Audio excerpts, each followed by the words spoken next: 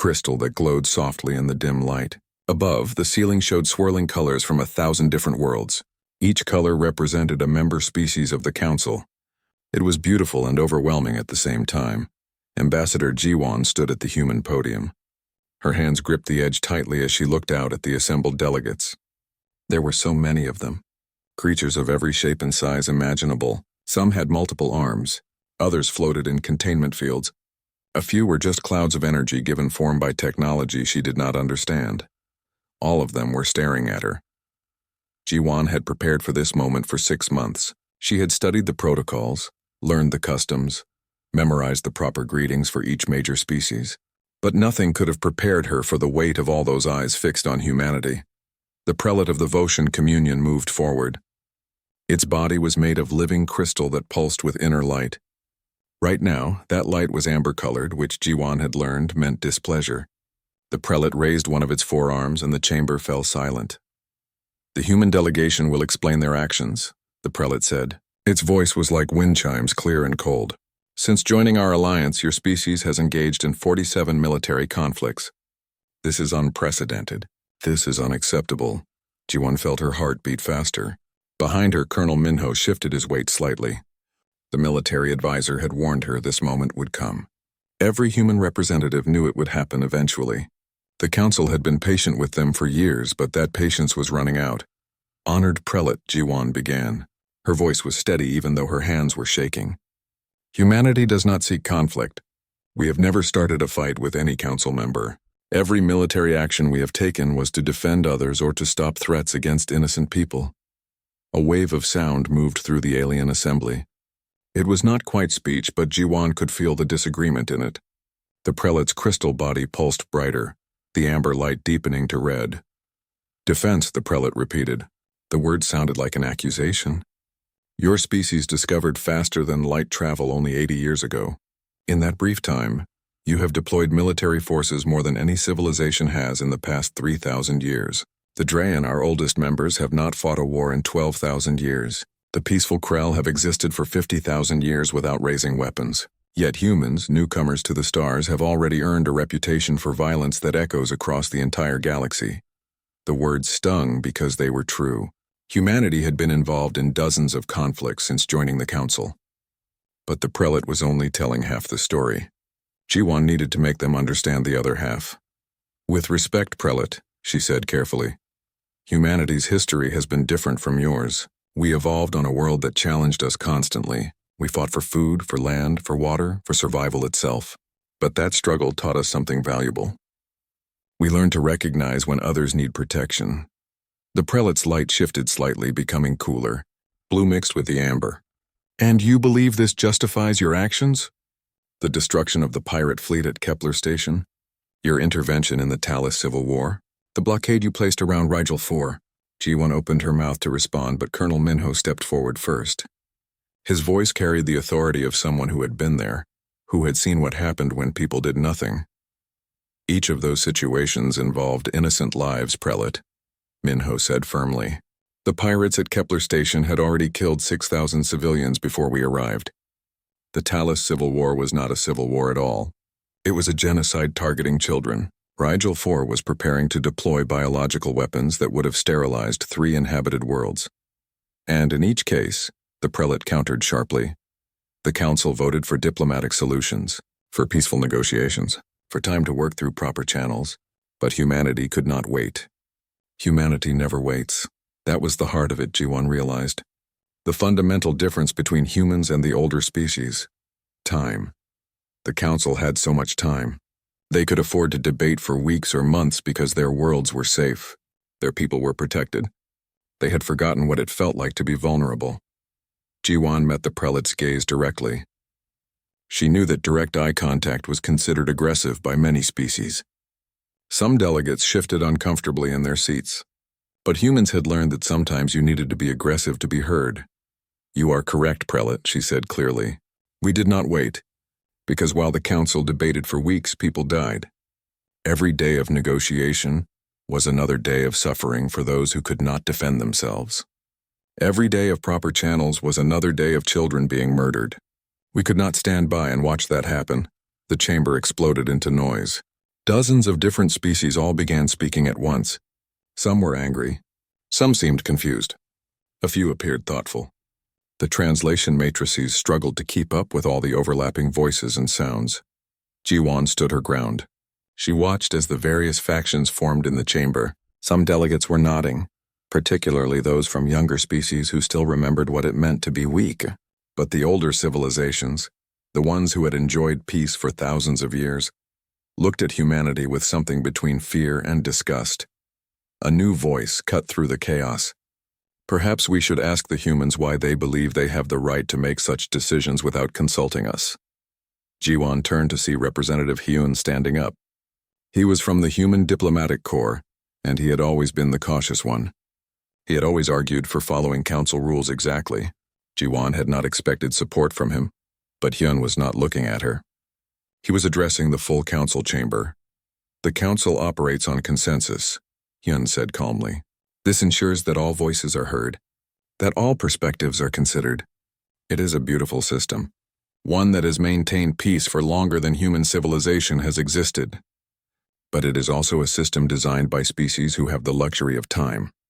The Voshan prelate's crystal form darkened. Luxury? You call our greatest achievement a luxury? I call it a privilege, Hyun replied. His voice remained calm but firm. A privilege earned through thousands of years of development and technological advancement. But it is a privilege not shared by everyone in this galaxy. There are still species who suffer under oppression. There are still people who die from preventable violence. There are still worlds that cry out for help, and that help comes too slowly or not at all. Jiwan felt a surge of respect for Hyun. He had found the perfect angle. He was appealing to the council's self-image as protectors while pointing out their failure to actually protect anyone. The prelate was silent for a long moment. Around the chamber, delegates talked to each other in hushed tones. Their various forms of communication created a strange symphony of sound and light. Finally, the prelate spoke again. The human delegation suggests that our peaceful methods are inadequate, that violence is sometimes necessary. This is the very philosophy we have worked for ages to move beyond. Not inadequate, Jiwan said carefully. She chose each word with precision. But incomplete. Peace is always the goal. We agree with that completely. But sometimes peace must be defended. Sometimes the only way to protect innocent people is to stand between them and those who would hurt them. And this is why humans never avoid war, the prelate asked. The question sounded genuine, as if it truly wanted to understand. Because you believe yourselves to be defenders? Colonel Minho stepped forward again. His face was serious, marked by years of difficult decisions. We do not avoid war because we have learned a hard lesson from our own history. We have learned that sometimes avoiding war means allowing terrible things to happen. We have seen evil triumph because good people did nothing. We swore as a species that we would never make that mistake again. The chamber fell completely silent. Jiwan could feel the weight of judgment pressing down on all of them. This was the critical moment. The council could vote to punish humanity. They could restrict human military capabilities. They could even vote to remove humans from the council entirely. Or they could acknowledge the uncomfortable truth that humans had been willing to speak out loud. The galaxy was not as peaceful as the council liked to believe. And sometimes maintaining peace required strength. Sometimes it required people willing to fight. This council will take a recess, the prelate announced. Its voice echoed through the vast chamber. We will reconvene in 3 standard days to vote on the human question. Until then, the human delegation is confined to their quarters. As the chamber began to empty, Jiwan gathered her materials with hands that were finally steady. Beside her, Minho let out a slow breath. That went better than I expected, he said quietly. Or much worse, Jiwan replied. We will know in 3 days. They walked toward the exit with council security flanking them on both sides. The guards did not seem hostile, just watchful. Jiwan could not shake the feeling that humanity's entire future in the stars hung in the balance. They had spoken the truth as they understood it. Whether that truth would be accepted or rejected remained to be seen. But one thing was absolutely certain. Rooms that took up an entire level of the council tower. The walls were made of transparent material that gave a perfect view of the city below. Jiwan could see crystalline spires reaching toward the purple sky. Flying vehicles moved between the towers in careful patterns that looked almost like a dance. She stood at the window, watching the alien city go about its business. Behind her reflection in the glass, she could see the rest of the delegation gathered in the common area. 20 humans representing every major nation from Earth. They had come here united, and now they waited together to learn their fate. "We have an incoming communication," Sora announced. She was the delegation's technical specialist, young and brilliant with computers. "It is encrypted on a human channel. The source is a ship in orbit. Put it through," Jiwan said, turning away from the window. The holographic display flickered to life in the center of the room. Admiral Daeho's face appeared, weathered and tired. His gray hair was messy and his uniform looked wrinkled. He had probably been sitting in his command chair for days without proper rest. "Ambassador, I hope I am not interrupting your house arrest," Daeho said. There was a hint of humor in his voice despite the situation. "Admiral, I thought you were supposed to maintain radio silence," Jiwan replied. She could not help but smile a little. "I was, but something has happened that changes everything." Daeho's expression became deadly serious. "We have received a distress call from the mining colony on Talon 7. They are under attack by unknown forces. Heavy casualties reported. They are requesting immediate military intervention." The room went completely silent. Jiwan felt her stomach drop. She knew what was coming next and she dreaded it. "Tell me you're not suggesting what I think you are suggesting," she said quietly. "The Council's response fleet is 6 days away," Daeho continued. "We have 3 cruisers and a carrier group that could reach Talon 7 in 14 hours. There are 3,000 colonists there, Ambassador. Women, children, families. They do not have 6 days." Minho crossed the room to stand beside Jiwan. His face was grim. "The Council just spent 7 hours questioning our military interventions. If we deploy forces now while we are under investigation, it will look like we are deliberately defying their authority. And if we do not," Daeho countered, 3,000 people will die while we wait for permission that will come too late." Jiwan closed her eyes. She felt the weight of command settle on her shoulders like a physical thing. This was the impossible choice she had hoped they would not have to make. Follow the rules and watch innocent people die, or break the rules and confirm every fear the Council had about human aggression. "What is the tactical situation?" she asked, opening her eyes again. Daeho touched controls on his end and new information appeared on the holographic display. "Unknown vessels. We have never seen this ship design before. They are hitting the mining facilities with precision strikes. They are targeting life support systems and communication arrays. This is not random piracy. This is systematic." "How many ships?" "At least 5 vessels, possibly more. They appeared without warning and engaged immediately. The colony's defense grid was overwhelmed in minutes." Hyun spoke up from across the room. "Ambassador, if we act without Council authorization, we risk everything we have built. Our membership, our alliances, our credibility. The Council might not just censure us, they could declare us a rogue state." "I know," Jiwon said softly. "But if we do not act," Hyun continued, and his voice was different now, more passionate, "we prove them right about us in the worst way. We demonstrate that our principles only matter when they are convenient. That we only protect people when it is easy and safe for us to do so." Jiwon looked at the diplomat with surprise. Hyun had always been the cautious one. He had spent his entire career advocating for following proper channels and respecting Council protocols. Now he was essentially arguing for intervention. "I spent my whole life building bridges between species," Hyun said, meeting her gaze. "I believed that diplomacy could solve any problem if given enough time. But you were right in the Council chamber earlier.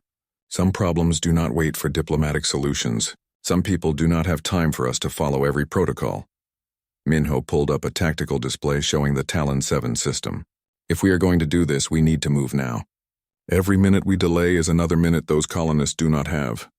Jiwan turned back to Admiral Daeho's image. "What is your recommendation?" "You already know my recommendation, Ambassador. I am a soldier. I see people in danger and I want to help them. But this decision is above my authority. This is political." "No," Jiwan said firmly. "This is moral." She walked to the center of the room and looked at each member of her delegation in turn. "This is why the Council does not understand us. They have forgotten what it means to make hard choices. They have had the luxury of peace for so long that they have forgotten what peace actually costs to maintain." "Ambassador," Sora interrupted, We are receiving additional data from Talon 7. They are broadcasting everything they can before their systems fail completely. Putting it on screen now. The holographic display changed to show grainy footage from the colony's security cameras. Ji-won felt her breath catch in her throat. The images showed chaos and destruction everywhere. Buildings torn open by weapons fire. People running through corridors filled with smoke and debris. A small child's face appeared streaked with tears and dirt, calling out for her mother. The room fell silent except for the terrible sounds coming from the broadcast. Screams of fear and pain. Explosions that shook the cameras. The hissing sound of atmosphere escaping into the vacuum of space. Then the transmission suddenly cut out to static. Ji-won felt something harden inside her chest. It was a cold clarity that pushed aside all doubt and hesitation. She had seen this before in the historical records of her own species. The moments when good people stood by and did nothing while evil triumphed. The moments when following the rules meant abandoning every principle that mattered. Humanity had sworn never to be bystanders to atrocity again. Never to let procedure become more important than people. Never to hide behind rules while innocents suffered and died. "Admiral Daeho," she said. Her voice cut through the silence like a blade. "Deploy your fleet to Talon 7 immediately. Rules of engagement are as follows. Protect the colonists by any means necessary. If the attacking forces do not withdraw when ordered, you are authorized to use lethal force." "Understood, Ambassador. We will bring them home safe." The transmission ended. Ji-won turned to face her delegation. She could see a mixture of approval and concern on their faces. Some looked relieved that a decision had been made. Others looked worried about the consequences. "We need to inform the Council," Hyun said. "Agreed, but we inform them after the fleet is already in motion. We are not asking for permission. We are reporting our actions as a courtesy." Minho nodded. "I will prepare the message to send to the Council." As the delegation moved into action, each person taking on their assigned tasks, Ji-won returned to the window. She looked up at the purple sky, knowing that somewhere beyond it human ships were already accelerating toward Talon 7, racing toward danger, racing toward violence, racing toward war, because that was what humans did. They did not avoid war when war was the only way to protect innocent lives. They did not hide behind rules and procedures when real people were dying. They acted, even when action came with terrible consequences. And if that made them dangerous in the eyes of the Council, then so be it. If that made them unfit for civilized society by alien standards, then humanity would accept that judgment. Some things were worth the risk. Some principles were worth defending even at great cost. The lives of 3,000 colonists were worth breaking every rule the Council had. Ji-won watched her reflection in the transparent wall. She looked tired and worried, but also determined. In a few hours, the Council would know what humanity had done. They would be furious. They would feel betrayed and defied, but 3,000 people would have a chance to live. That was the calculation humans made. That was the choice that defined them. That was why they never avoided war when war was necessary. Behind her, she could hear Sora coordinating with the fleet. Minho was drafting the message to the Council, choosing words that would minimize the damage while not apologizing for saving lives. Hyun was already planning their defense for when the Council reconvened. They were all doing their parts. They were all accepting their share of the burden. They were human, and that meant standing up for what was right even when it was hard, especially when it was hard. The purple sky outside was beginning to darken as the alien sun set. Ji-won wondered if she would see many more sunsets in this place. The Council might expel humanity after this. They might send all the human representatives home and close their borders to human ships, or they might finally understand what humanity had been trying to tell them all along. That peace without the will to defend it was just a temporary pause before the next atrocity. That protocols meant nothing if they could not protect the vulnerable. That civilization required not just laws, but the courage to enforce those laws when they mattered most. Time would tell which way the Council would decide, but humanity had already made their fleet departed for Talon 7. Ji-won stood at the human podium once more, but the atmosphere in the chamber was completely different now. Before, there had been curiosity mixed with judgment. Now there was pure outrage. The Voshan prelate's crystalline body pulsed with angry red light. The color was so intense it cast shadows across the floor. The human delegation will explain why they deployed military forces while under investigation by this council. This is an unprecedented violation of our protocols and our trust. The colony at Talon 7 was under attack, Ji-won stated simply. Her voice was calm despite the hostile mood in the chamber. 3,000 civilians were dying while we waited for the council's response fleet. We had ships that could reach them in time. We made the choice to act. Without authorization, the prelate said sharply. Each word fell like a hammer. Without consultation, without any regard for council sovereignty or proper procedure. With regard for innocent lives, Ji-won countered.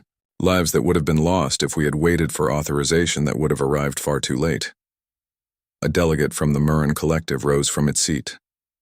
Its body was made of swirling gas held together by some kind of containment field. When it spoke, its voice sounded like wind through a narrow canyon. The human fleet engaged and destroyed 5 vessels.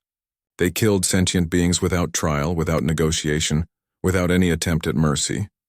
Minho stepped forward before Ji-won could respond. His face was hard and his voice was harder. Those vessels refused all communication attempts. They continued their attack on the colony, even after our forces arrived and ordered them to stop. They fired on our ships when we tried to establish a defensive perimeter around the civilians. We gave them every opportunity to withdraw peacefully. And when they refused, the Murren delegate said coldly, "You destroyed them utterly. Not a single survivor was taken. Not a single prisoner was captured. Just complete and total death." Ji-won felt the accusation like a physical blow to her chest. It was true. The human fleet had been brutally efficient in their attack. 5 enemy ships had been reduced to scattered debris in less than 30 minutes of combat. But what the delegate was not mentioning was what the humans had found when they finally secured the colony. "Counselors," Ji-won said, and her voice carried across the vast chamber. "I would like to present evidence from Talon 7, evidence that explains the full situation." "The council has already reviewed your tactical reports," the prelate said dismissively. "We know what happened in the battle, not tactical reports, forensic evidence from the colony itself, evidence of what was being done to those colonists before we arrived." A murmur of confusion ran through the assembly. Ji-won nodded to Sora, who was seated at the technical station. The young specialist activated the holographic display system. The air above the chamber floor filled with 3-dimensional images that everyone could see clearly. "This is what we found when we secured the colony after the battle," Ji-won explained. Her voice remained steady, but everyone could hear the anger underneath it. The attacking forces were not pirates looking for valuables. They were not raiders seeking supplies. They were conducting systematic extermination of the colonists. The images showed the horrible truth in detail that could not be denied or ignored. Colony sections that had been deliberately targeted to cause maximum casualties. Life support systems that had been carefully sabotaged to cause slow suffocation rather than quick death. Medical facilities destroyed first to ensure that wounded colonists would have no hope of treatment or survival. And in the deep mining tunnels, the images showed evidence of something even worse. They were harvesting organs from living people, Minho said. His voice was tight with controlled fury. The attacking forces were taking colonists who were still alive and performing crude surgical extraction of their vital organs. We found 17 bodies in various stages of this process. Medical analysis confirmed that all of them were conscious and aware when the procedures began. The chamber erupted in shocked exclamations and cries of horror. Even species that had no similar biology and no comparable organs recoiled from the images being displayed. The sheer cruelty of it transcended cultural differences. "This is obscene," a delegate from the Krell Harmony said. Its voice trembled with emotion. "Who could possibly do such terrible things to other living beings?" "We are still analyzing the wreckage of the destroyed attacking ships," Sora reported from her station. "But preliminary evidence suggests they were operating on behalf of a black market organ trafficking network. Human organs apparently are considered extremely valuable commodities in certain illegal circles across the galaxy." Ji-won watched as the mood in the chamber began to shift. The anger that had been directed at humanity was slowly turning toward the true perpetrators of the violence. But she knew this was only a temporary change. The fundamental question about human behavior remained unanswered. "This tragedy is horrific," the prelate said. Its voice was quieter now and its light had dimmed slightly to a more neutral yellow color. "But it does not excuse the human violation of protocol. The proper procedure would have been to inform this council immediately and wait for proper authorization to act, which would have arrived in 6 days, Jiwan said flatly, long after every single colonist was dead or subjected to unspeakable torture. Prelate, I want to ask you a direct question. If your own family members were on that colony, would you have wanted us to wait 6 days for authorization? The question hung in the air like a physical presence. Every delegate in the chamber was suddenly silent, waiting to hear the answer. The prelate's crystalline form flickered through several different colors rapidly, a sign of emotional turmoil that Jiwan had never seen before. That is not relevant to this discussion, the prelate finally said. Personal feelings cannot be allowed to override established procedure and law. But that is exactly the point we are trying to make, Hyun said. He stood up from the delegation gallery and walked forward to stand beside Jiwan. The procedures were established by species who no longer face immediate existential threats. Your protocols are designed for a galaxy at peace, but that peace is an illusion maintained only because someone is willing to act decisively when violence erupts. You dare suggest that the Council's peace is built on human violence?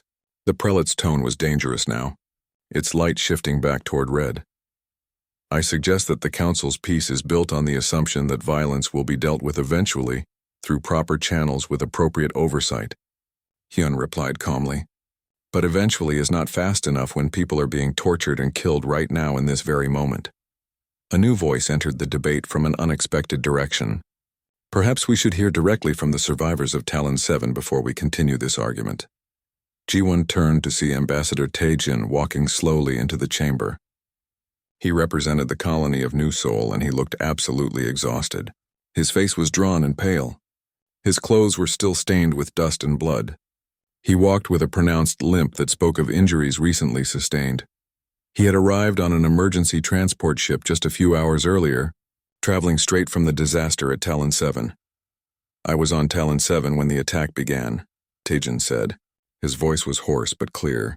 I personally watched as the Council's automated response protocol activated. I saw the message acknowledging our desperate distress call. I read the words informing us that help was on the way and would arrive in 6 standard days.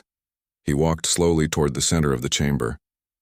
Every eye was fixed on him. Every delegate was silent, listening to his words. We had maybe 6 hours before our life support would fail completely, Taejin continued. The attackers had systematically disabled our primary systems and were methodically working through all the backup systems one by one. We sent our children to the deepest and most protected shelters. We prepared ourselves to die, because that is what the protocol required of us. Wait patiently for authorized help that would arrive long after we were all dead and gone. The chamber remained absolutely silent. The weight of Taejin's testimony was undeniable. Then the human fleet arrived without warning or announcement. They did not ask for permission from anyone.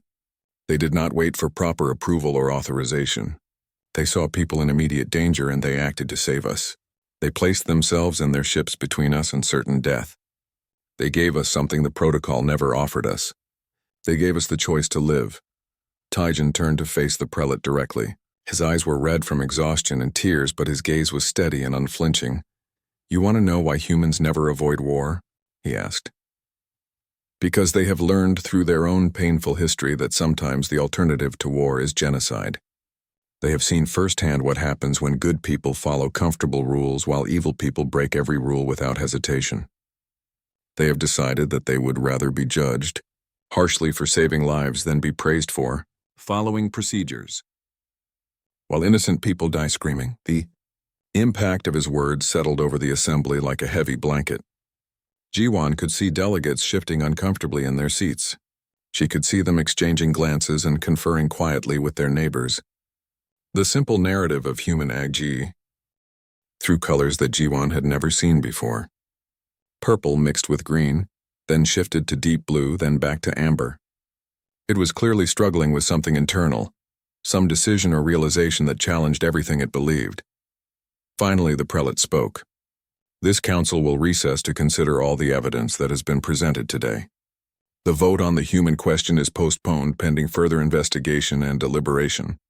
As the delegates began to file out of the chamber, Jiwan felt something shift in the political atmosphere. They had not won anything definitive, but they had not lost either.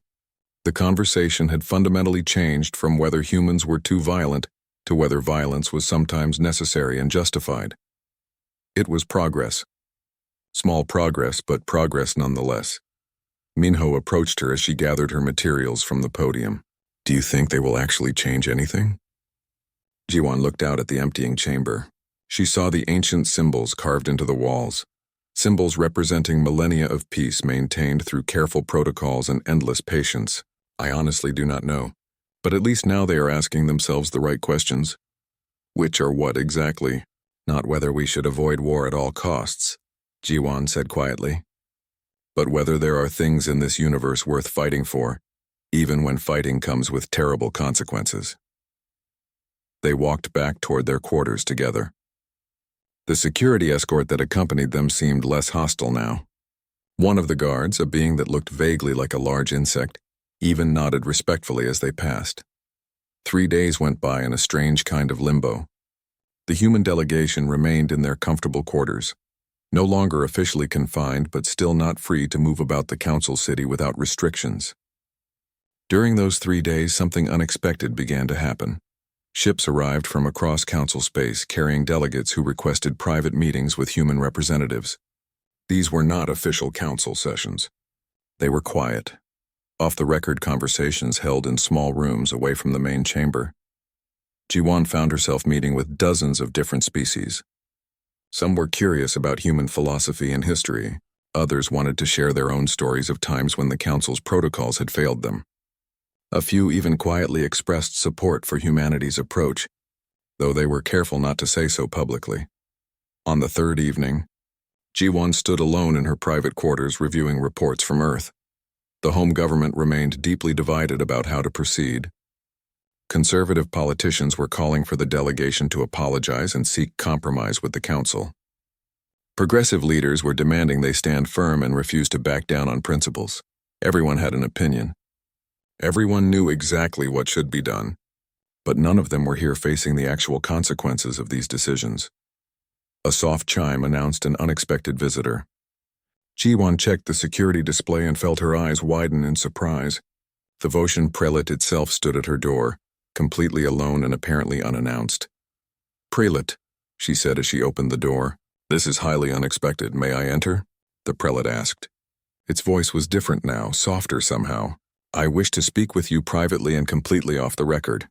Jiwon stepped aside and gestured toward the seating area. The prelate's crystalline form seemed to flow as it settled onto a chair designed for humanoid anatomy. Up close, Jiwon could see intricate patterns of light moving through its transparent body like thoughts made visible. "I have spent the past 3 days reviewing historical records," the prelate began without any preamble or small talk. "Not just official council history, but the actual historical records of individual species. How we evolved, how we developed our civilizations, how we came to be the societies we are today." Jiwon sat down across from the prelate but remained silent, sensing this was not a time for interruption. "Do you know how my species actually achieved our legendary peace?" the prelate asked. The question seemed almost painful for it to voice.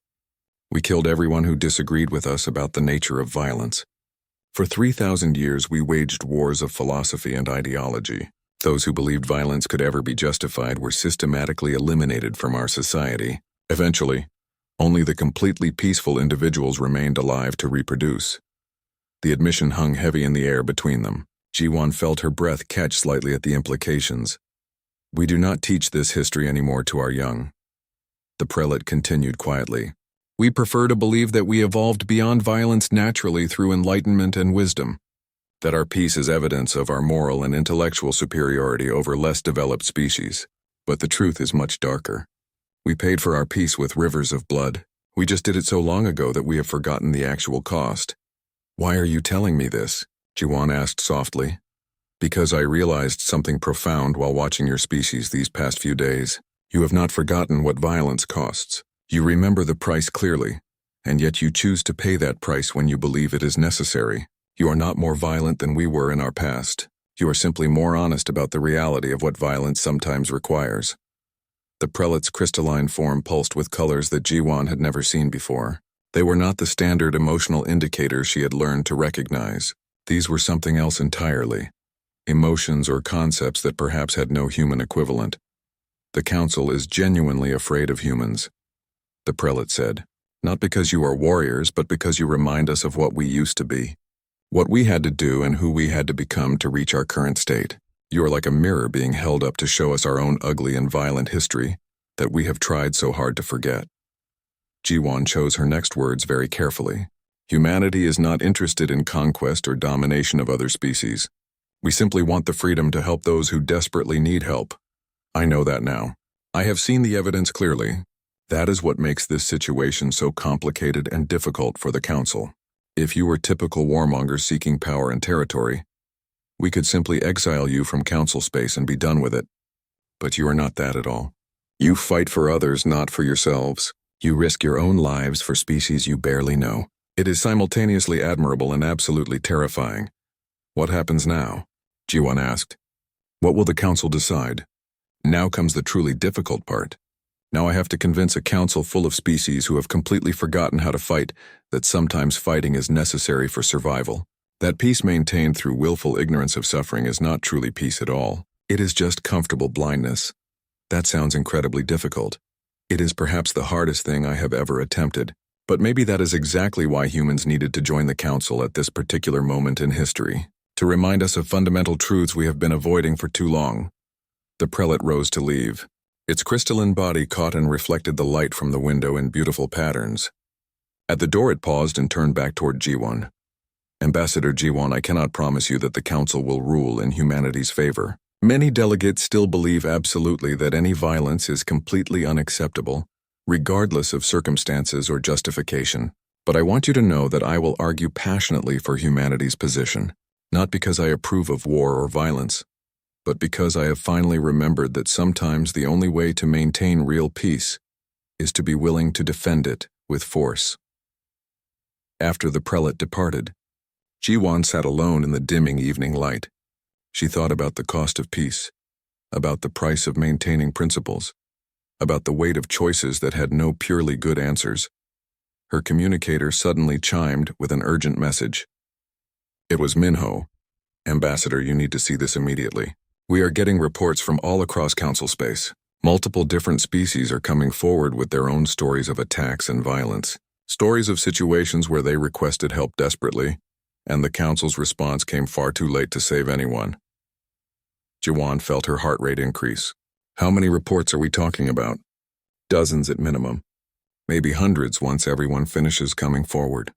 It is like what happened at Talon 7 opened a floodgate that had been holding back for years. Species who have been suffering in silence are suddenly willing to talk publicly about times when the protocols completely failed them. She stood quickly and moved to the window, looking out at the council city sprawling below. Somewhere in those beautiful crystalline towers, delegates were learning extremely uncomfortable truths about their supposedly perfect peace. They were discovering that their careful protocols had left countless victims without any protection whatsoever. They were facing the harsh reality that peace for some civilized species had meant terrible suffering for many others. Schedule a press conference for tomorrow morning, Jiwon said firmly. It is time we brought all of this out into the open where everyone can see it clearly. Are you absolutely certain? It could backfire badly. The council might interpret it as a direct attack on their authority. It is not an attack. It is simply a conversation. A conversation that should have happened many years ago.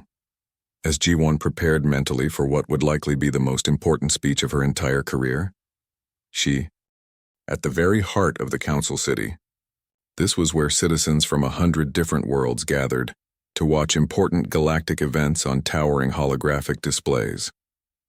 Jiwon had never addressed such a large and diverse audience before. The thought should have been intimidating, but she was already operating on pure determination and conviction. She stood on the raised platform with the human delegation arrayed behind her in a show of unity. Below and stretching out in every direction were thousands of beings representing dozens of different species. All of them were waiting to hear what humanity had to say. Above them, the massive displays would broadcast her words to billions more across the entire span of council space. Citizens of the Galactic Council, Jiwon began. Her voice was amplified by translation matrices that converted her words into hundreds of different languages simultaneously. I stand before you today not as a warrior seeking conflict, but as a witness to suffering. a witness to suffering that could have been prevented, to lives that could have been saved, to a system that values procedure and protocol over the lives of actual people. The crowd stirred restlessly. On the edges of the plaza, she could see council security forces moving into careful positions. They had not forbidden the press conference, but they were clearly not happy about it either. 3 days ago, human forces intervened at Talon 7 without seeking council authorization first. We have been accused of violence, of aggression, of breaking sacred protocols that have maintained peace for thousands of years. These accusations are completely true. We did break protocol. And given the same situation, we would absolutely do it again without hesitation. The murmur from the crowd grew noticeably louder. Jiwan pressed forward with her prepared remarks. But before you judge us harshly, I ask you to consider carefully what we actually found at Talon 7. Not just the military situation, but the reports that have been coming in from across council space over the past 3 days. Species who called desperately for help and received only automated responses. Communities that died while waiting patiently for authorized assistance. Victims who suffered terribly because the system was designed for a galaxy that no longer exists. Behind her, Sora activated the display systems on cue. Data began flowing across the enormous screens for everyone to see. Incident reports from dozens of worlds, casualty figures that climbed into the thousands. Response times measured in days and weeks when hours would have made all the difference. It was a damning statistical portrait of council failures laid bare for all to witness. These are the hidden costs of your peace, Jiwan continued, her voice growing stronger. The lives sacrificed to maintain a comfortable illusion that violence no longer exists in civilized space. You have created a system so deeply afraid of war that it cannot effectively respond to the violence that still occurs every single day. A voice suddenly rang out from somewhere in the crowd. You humans think you are better than us? That your violent way is somehow superior? Jiwan shook her head firmly. No, we think we are different. We come from a world that was harsh and demanding at every turn. We evolved fighting not just each other, but our environment itself. We learned that sometimes survival requires direct action, even violent action when necessary. That lesson is burned deep into our collective memory. She paused deliberately, letting that uncomfortable truth sink in. But we also learned something equally important. We learned that the strong have a moral responsibility to protect the weak, that those who can act have a duty to act, that standing aside while others suffer is itself a form of violence through inaction. More voices joined the first speaker. Some sounded supportive while others were clearly angry. The crowd was becoming increasingly turbulent and unstable. Jiwan saw council security moving even closer to the platform. I know many of you fear what humanity represents, she said, raising her voice to be heard above the growing noise. You see us as a return to a darker time, an age of warfare and suffering that you worked so hard to leave behind. But consider this carefully. We have been members of this council for less than 1 century. In that relatively brief time, how many of your worlds have we attacked? How many of your civilians have we harmed or threatened? The crowd quieted somewhat, actually listening now. The answer is none, 0, not a single one. We have never raised weapons against any council member species. Every single military action we have taken has been in defense of others who could not defend themselves. We are not your enemies. We are simply the ones still willing to do what you have forgotten how to do. Fight for those who cannot fight for themselves. A new figure suddenly emerged from the dense crowd. It was an elderly Drayan, one of the oldest species in the entire council. Its body was frail and its movements were slow with extreme age. When it spoke, its voice creaked and rasped like ancient wood bending in strong wind. Young human, you speak passionately of duty and responsibility, but you do not truly understand what it cost us to achieve this peace. The wars we fought, the billions who died screaming. We built these protocols specifically to ensure such terrible suffering would never happen again. And I deeply respect that sacrifice, Jiwan replied with genuine sincerity. But your protocols are built on a flawed assumption. They assume that everyone will follow the same rules, that attackers will wait patiently for proper authorization before killing their victims. That violence will conveniently pause while bureaucracy slowly catches up. So you propose we abandon our hard-earned principles? Return to the barbaric philosophy that might makes right? No. I propose we recognize a fundamental truth, that principles without enforcement are just empty wishes, that peace without defenders is just a temporary absence of war waiting to resume. The elderly Drayan fell silent for a long moment. Everyone in the plaza was watching this exchange with rapt attention. When it finally spoke again, its voice was much softer and sadder. "You sound remarkably like my distant ancestors. They said very similar things long before they learned the terrible cost of endless war." "We know the cost intimately," Jiwan said. "Every human learns it. We teach our children detailed history about the wars we fought against each other, the mistakes we made, the horrors we perpetrated in the name of ideology and resources. We remember everything because forgetting would mean risking repetition of those same mistakes." She took a deep breath, preparing for the final and most important part of her speech. "The Council can vote to expel humanity. You can decide that we are too dangerous, too violent, too fundamentally different to be part of your civilization. We will accept that judgment and return peacefully to our corner of the galaxy. But before you cast that vote, ask yourselves one simple question. When the next attack comes, when the next colony sends out a desperate distress call, when the next innocent population cries out for immediate help, do you want the humans to come running, or do you want to wait patiently for the proper authorization to slowly work its way through channels?" The plaza fell into complete silence. Jiwan could see the question hitting home. She could see delegates throughout the crowd exchanging uncomfortable glances with their neighbors. Then someone started clapping. It was a distinctly human sound, strange and foreign to many species present, but unmistakable in its meaning. Others joined in quickly, a scattering at first, then more and more. Not all humans either. Other species too. Younger delegates who still remembered vulnerability. Representatives from smaller worlds who knew what it felt like to be powerless. Those who had personally experienced what happened when help arrived too late. The applause built steadily until it echoed off the crystalline towers surrounding the plaza on all sides. And in that sound, G1 heard something fundamental shifting. Not a clear victory, not yet, but definitely a change. An acknowledgement that the conversation about humanity's place in the Council had moved beyond simple judgment to something far more complex and nuanced. Council security finally moved to end the conference. They were not rough or hostile, just firm and professional. As Jiwan stepped down from the platform, Minho was waiting there with a slight smile on his weathered face. "Well," he said quietly, "that was either absolutely brilliant or completely career-ending." "Probably both at the same time," Jiwan replied honestly. "The Council is going to vote tomorrow morning. Final decision on human membership and our future role. I know. Whatever happens, at least we made them think seriously about these issues." They walked back toward their quarters through streets filled with beings intensely discussing what they had just witnessed. Some were clearly angry and hostile. Some appeared thoughtful and uncertain. Some seemed genuinely frightened. But none were indifferent anymore, and maybe that was the real point all along. Humanity had not come to the stars to make everyone comfortable and happy. They had come to participate fully, to contribute meaningfully, to be part of something larger than themselves. The question that would be answered tomorrow was whether the Council could accept that participation on human terms, or whether the gap between human and alien philosophy was simply too wide to bridge. As evening fell over the alien city, Jiwan stood once more at her window. She watched the lights come on in the towers, thousands of windows glowing stood at her window watching the alien sun rise over the Council city. The sky shifted from deep purple to soft pink to brilliant gold. It was beautiful in a way that Earth sunrises never were. She wondered if this would be the last time she saw it. The human delegation gathered for breakfast together. Nobody spoke much. There was nothing left to say. They had made their case as strongly as possible. They had spoken their truth without compromise. Now the decision rested in hands other than their own. Minho sat across from Jiwan, methodically eating his meal.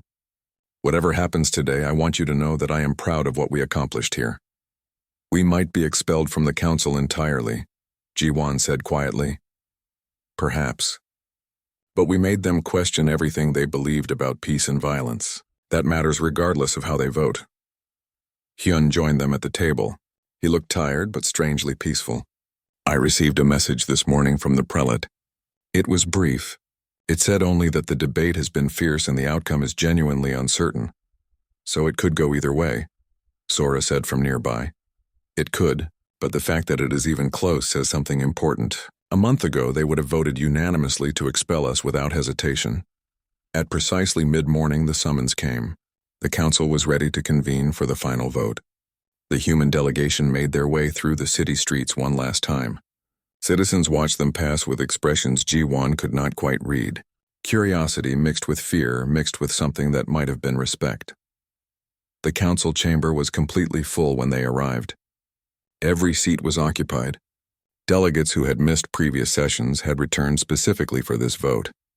The air hummed with tension and anticipation. Ji-won took her place at the human podium. Behind her, the delegation stood in formation. Whatever came next, they would face it together as they had faced everything else. The Voshan prelate called the chamber to order. Its crystalline form pulsed with neutral white light, revealing nothing of its internal state. This council will now vote on the human question. The matter before us is simple. Does humanity remain a member of this council with full rights and privileges, or are they expelled for repeated violations of our most sacred protocols? A murmur ran through the assembly. The prelate raised one crystalline arm for silence. Before we vote, I wish to speak on this matter personally. The prelate's voice carried a weight that commanded absolute attention. I have spent many days reviewing our history. Not the sanitized version we teach our young, but the true history buried in ancient records. What I discovered troubled me deeply. The chamber was utterly silent now. Every species in this council achieved peace through violence. The Draen fought wars of unification that killed billions. The Krell purged entire populations who refused to embrace harmony. My own people, the Voshan, systematically eliminated everyone who believed violence could ever be justified. We built our peace on mountains of corpses. We just did it so long ago that we convinced ourselves it never happened. Shocked gasps echoed through the chamber. Many delegates were hearing this for the first time. Humanity is not more violent than we were, the prelate continued. They are simply more honest about what violence sometimes requires. They have not forgotten the lessons we chose to bury, and perhaps that makes them more qualified to maintain peace, not less. The prelate turned to face Ji-won directly. I vote for humanity to remain in the council, not because I approve of war, but because I have remembered that peace without the courage to defend it is just weakness disguised as virtue. One by one, other delegates began to rise and cast their votes. The process was agonizingly slow. Some spoke at length about their reasoning. Others simply stated their position and sat back down. The elderly Draen rose with difficulty. I vote for humanity to remain. My ancestors would be ashamed that we forgot how to protect the vulnerable in our pursuit of perfect peace. A delegate from the Krell Harmony stood next. I vote for expulsion. Violence is never the answer. If we accept this human philosophy, we risk returning to the Dark Ages. The votes came in waves. Support. Opposition. Support. Opposition. The tally remained impossibly close as more and more delegates cast their votes. Ambassador. Taejin rose from the observer gallery. I am not a council delegate, but I request permission to speak. The prelate nodded. Permission granted. I vote that humanity should remain, Taejin said, his voice still hoarse from his ordeal. Because I am alive to cast this vote only because humans were willing to break your rules to save my life and the lives of thousands of others. Your protocols would have let us all die. Human courage kept us breathing. More delegates voted. The chamber fell into a rhythm of rising, speaking, sitting. Ji-won stopped trying to keep count. The numbers were too close and her heart was beating too fast. Finally, the last delegate cast their vote. The prelate's body pulsed with complex patterns of light as it calculated the results. The vote is complete, the prelate announced. By a margin of 7 votes, humanity will remain a member of the Galactic Council. The chamber erupted into noise. Cheers from some quarters, angry shouts from others. Ji-won felt her knees go weak with relief. Minho steadied her with a hand on her shoulder. However, the prelate continued, raising its voice above the chaos, there are conditions that must be met. The chamber quieted again, waiting. Humanity will establish a new council division dedicated to rapid response. Other species who wish to participate may volunteer. This division will have authority to act immediately in emergency situations without waiting for full council approval. However, all actions must be reported and reviewed afterward. Ji-won felt her eyes widen. They had not just won acceptance. They had changed the entire system. Additionally, the prelate said, humanity will train other species in defensive combat operations. We have forgotten how to fight. That made us vulnerable. You will help us remember. Not so we can wage war, but so we can effectively prevent it. The implications were staggering. Humanity was not just being tolerated. They were being asked to fundamentally reshape how the Council approached security and defense. Ambassador Jiwan, the prelate said, addressing her directly, do you accept these conditions on behalf of humanity? Jiwan stepped forward. Her voice was clear and strong. We accept. Humanity will serve the Council and protect those who cannot protect themselves. That has always been our intention and our commitment. Then it is decided. This session is concluded. As the chamber began to empty, delegates approached the human delegation from all sides. Some wanted to congratulate them. Others wanted to volunteer immediately for the new Rapid Response Division. A few young delegates from species Jiwan had never even met asked questions about human combat training and military philosophy. The elderly Drayan made its way slowly to where Jiwan stood. You have changed everything, young human. I hope you understand the responsibility you have taken on. We do, Jiwan replied, and we will not fail in that responsibility. See that you do not. Peace is precious, but you have reminded us that peace must be defended, not just proclaimed. Hours later, after countless conversations and congratulations and careful political discussions, Jiwan finally returned to her quarters. She stood at the window one last time, looking out at the council city, but this time she was not wondering if it was her last view. She was planning for the future. Minho found her there as the sun was setting. Earth is extremely pleased with the outcome. They are already selecting candidates for the Rapid Response Division. How many species have volunteered to join? Jiwan asked. 17 so far, including some of the most peaceful species in the council. They saw what happened at Talon 7. They understand now that peace requires defenders. Jiwan smiled. We came here expecting to be judged. Instead, we changed how they think about everything. That is what humans do, Minho said with a slight grin. We disrupt. We challenge. We refuse to accept that things must stay the way they have always been. Sora rushed in with her datapad glowing. Ambassador, you need to see this. 3 more colonies just sent requests for human protection details. They are not waiting for the official Rapid Response Division to form. They want humans there now. Tell them we are coming, Jiwan said without hesitation. As night fell over the alien city, the human delegation began planning their next missions. There would be no rest. There would be no celebration. There was too much work to be done. But for the first time since arriving at the council, Jiwan felt genuinely hopeful. Humanity had proven something important. They had shown that it was possible to maintain principles while adapting to reality. That peace and strength were not opposites but partners. They had answered the question that had brought them before the council in the first place. Why humans never avoid war? The answer was not about loving violence or seeking conflict. It was about understanding that some things were worth fighting for. That protecting the innocent was worth any cost. That standing between the weak and the strong was not just a choice but a moral imperative. The galaxy was changing. The Council was evolving, and humanity had become the catalyst for that transformation. Not through conquest or domination, but through the simple act of being willing to do what needed to be done when it needed to be done, regardless of the